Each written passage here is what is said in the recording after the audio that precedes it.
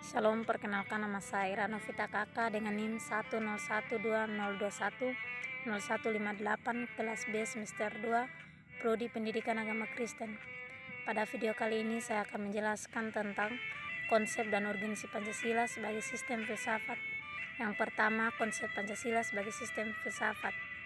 Beberapa pengertian filsafat berdasarkan watak dan fungsinya, yaitu yang pertama, filsafat adalah sekumpulan sikap dan kepercayaan terhadap kehidupan dan alam yang biasanya diterima secara tidak kritis. Yang kedua, filsafat adalah suatu proses kritik atau pemikiran terhadap kepercayaan dan sikap yang sangat dijunjung tinggi. Yang ketiga, filsafat adalah usaha untuk mendapatkan gambaran keseluruhan. Yang keempat, filsafat adalah analisa logis dari bahasa serta penjelasan tentang arti kata dan konsep. Yang kelima, filsafat adalah sekumpulan problematik yang langsung mendapat perhatian manusia. Beberapa ciri berpikir kefilsafatan meliputi: yang pertama, sistem filsafat harus bersifat koheren, artinya berhubungan dengan satu dengan yang lain secara runtut, tidak mengandung pernyataan yang saling bertentangan di dalamnya. Yang kedua, sistem filsafat harus bersifat menyeluruh.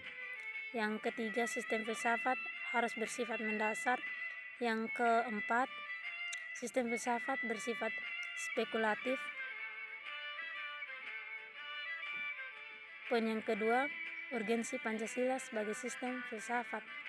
Manusia memerlukan filsafat karena beberapa alasan. Pertama, manusia telah memperoleh kekuatan baru yang besar dalam sains dan teknologi, telah mengembangkan bermacam-macam teknik untuk memperoleh ketentraman dan kenikmatan. Akan tetapi, pada waktu yang sama, manusia merasa tidak tentram dan gelisah karena mereka tidak tahu dengan pasti makna hidup mereka dan arus tempo dalam kehidupan mereka. Kedua, filsafat melalui kerjasama dengan disiplin ilmu lain memainkan peran yang sangat penting untuk membimbing manusia kepada keinginan-keinginan dan aspirasi mereka. Manusia dapat memahami pentingnya peranan filsafat dalam kehidupan bermasyarakat, berbangsa, dan bernegara. Poin kedua, menanyakan alasan diperlukannya kajian Pancasila sebagai sistem filsafat. Filsafat Pancasila sebagai genetivus objektivus dan genetivus subjektivus, artinya nilai-nilai Pancasila dijadikan sebagai objek yang dicari landasan filosofisnya berdasarkan sistem-sistem dan cabang-cabang filsafat yang berkembang di Barat. Kedua, landasan ontologis filsafat Pancasila. Pancasila sebagai genetivus subjektivus memerlukan landasan pijak filosofis yang kuat yang mencakup 3 dimensi, yaitu landasan ontologis, landasan epistemologis, dan landasan aksiologis.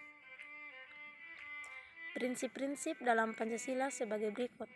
Pertama, prinsip ketuhanan yang Maha Esa merupakan pengakuan atas kebebasan beragama, saling menghormati. Yang kedua, prinsip kemanusiaan yang adil dan beradab, mengakui bahwa setiap orang memiliki martabat yang sama. Yang ketiga, prinsip persatuan mengandung konsep nasionalisme politik yang menyatakan bahwa perbedaan budaya, etnis, dan agama tidak menghambat atau mengurangi partisipasi perwujudannya sebagai warga negara. Yang keempat, prinsip kerakyatan yang dipimpin oleh hikmat kebijaksanaan dalam permusyawaratan perwakilan mengandung makna bahwa sistem demokrasi diusahakan ditempuh melalui proses musyawarah demi tercapainya mufakat. Yang kelima, prinsip keadilan sosial bagi seluruh rakyat Indonesia sebagaimana yang didasarkan pada prinsip tidak adanya kemiskinan dalam negara Indonesia merdeka. Yang ketiga, landasan epistemologis filsafat Pancasila.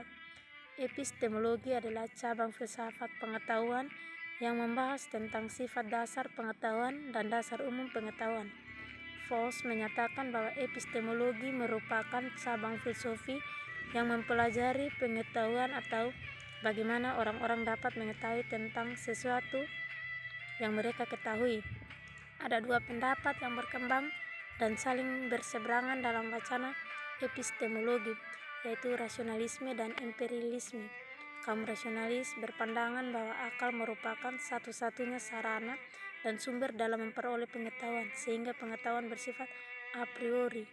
Landasan epistemologis Pancasila artinya nilai-nilai Pancasila digali dari pengalaman atau empiris, kemudian disintesiskan menjadi sebuah pandangan yang berkomprehensif tentang kehidupan bermasyarakat.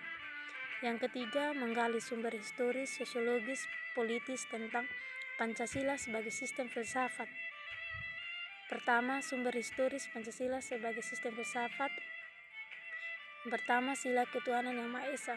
Pada semua sistem religi politik tradisional di muka bumi, termasuk di Indonesia, agama memiliki peran sentral dalam pendefinisian institusi sosial. Yang kedua, sila kemanusiaan yang adil dan beradab. Bangsa Indonesia sejak dahulu dikenal sebagai bangsa maritim, telah menjelajahi berbagai penjuru Nusantara, bahkan dunia. Hasil pengembaraan itu membentuk karakter bangsa Indonesia yang kemudian oleh Soekarno disebut dengan istilah internasionalisme atau peri kemanusiaan. Yang ketiga, sila persatuan Indonesia. Kebangsaan Indonesia merefleksikan suatu kesatuan dalam keragaman. Indonesia adalah bangsa majemuk, paripurna yang menakjubkan karena kemajemukan sosial, kultural, dan teritorial dapat menyatu dalam suatu komunitas politik kebangsaan Indonesia. Yang keempat, sila kerakyatan yang dipimpin oleh hikmat kebijaksanaan dalam permusyawaratan perwakilan. Demokrasi sebagai bentuk pemerintahan dari rakyat, oleh rakyat, dan untuk rakyat. Kerajaan pra-Indonesia adalah kerajaan feodal yang dikuasai oleh raja-raja autokrat. Yang kelima, keadilan sosial bagi seluruh rakyat Indonesia. Masyarakat adil dan makmur adalah impian kebahagiaan yang telah berkobar ratusan tahun lamanya. Demi impian masyarakat yang adil dan makmur, sejarah mencatat bahwa bangsa Indonesia dahulunya adalah bangsa yang hidup dalam keadilan dan kemakmuran. Keadaan ini kemudian dirampas oleh kolonialisme. Yang kedua, sumber sosiologis Pancasila sebagai sistem filsafat. Sumber sosiologis Pancasila sebagai sistem filsafat dapat diklasifikasikan ke dalam dua kelompok. Kelompok pertama, masyarakat awam yang memahami Pancasila sebagai sistem filsafat yang sudah dikenal masyarakat Indonesia dalam bentuk pandangan hidup, way of life, yang terdapat dalam agama, adat istiadat, dan budaya berbagai suku bangsa di Indonesia. Kelompok masyarakat kedua, ilmiah akademis yang memahami Pancasila sebagai sistem filsafat dengan teori-teori yang bersifat akademis. Yang ketiga, sumber politis Pancasila sebagai sistem filsafat. Pada awalnya Pancasila merupakan konsekuensi politik yang kemudian berkembang menjadi sistem filsafat. Sumber politis Pancasila sebagai sistem filsafat dapat diklasifikasikan ke dalam dua kelompok. Kelompok pertama meliputi wacana politis tentang Pancasila sebagai sistem filsafat pada sidang BPUPKI dan sidang PPKI. Kelompok kedua mencakup berbagai argumen politis tentang Pancasila sebagai sistem filsafat yang disuarakan kembali di era reformasi. Sumber politis Pancasila sebagai sistem filsafat berlaku juga atas kesepakatan penggunaan simbol dalam kehidupan bernegara. Garuda Pancasila merupakan salah satu simbol dalam kehidupan bernegara. Dalam pasal 35 Undang-Undang Dasar 1945 berbunyi sebagai berikut. Bendera negara Indonesia ialah sang merah putih. Pasal 36 bahasa negara ialah bahasa Indonesia. Pasal 36A lambang negara ialah Garuda Pancasila dengan semboyan Bhinneka Tunggal Ika. Pasal 36B lagu kebangsaan Indonesia ialah Indonesia Raya. Bendera merah putih bahasa Indonesia, Garuda Pancasila, dan lagu Indonesia Raya semuanya merupakan simbol dalam kehidupan berbangsa dan bernegara di Indonesia. Keempat, membangun argumen tentang dinamika dan tantangan Pancasila sebagai sistem filsafat. Yang pertama, dinamika Pancasila sebagai sistem filsafat. Pancasila sebagai sistem filsafat mengalami dinamika sebagai berikut. Pada era pemerintahan Soekarno, Pancasila dikenal sebagai filsafat filosofis Kernslav. Gagasan tersebut merupakan perenungan filosofis Soekarno atas rencananya negara Indonesia merdeka. Ide tersebut dimaksudkan sebagai dasar kerohanian bagi penyelenggaraan kehidupan bernegara. Kedua, tantangan Pancasila sebagai sistem filsafat. Beberapa bentuk tantangan terhadap Pancasila sebagai sistem filsafat muncul dalam bentuk-bentuk sebagai berikut. Yang pertama, kapitalisme.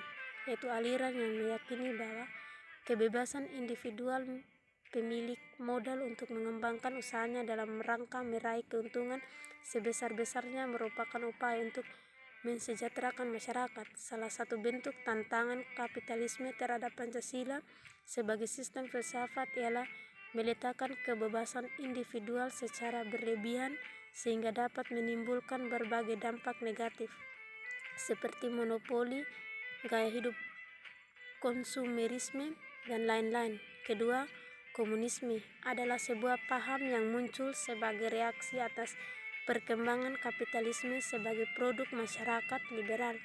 Komunisme merupakan aliran yang meyakini bahwa kepemilikan modal dikuasai oleh negara untuk kemakmuran rakyat secara merata.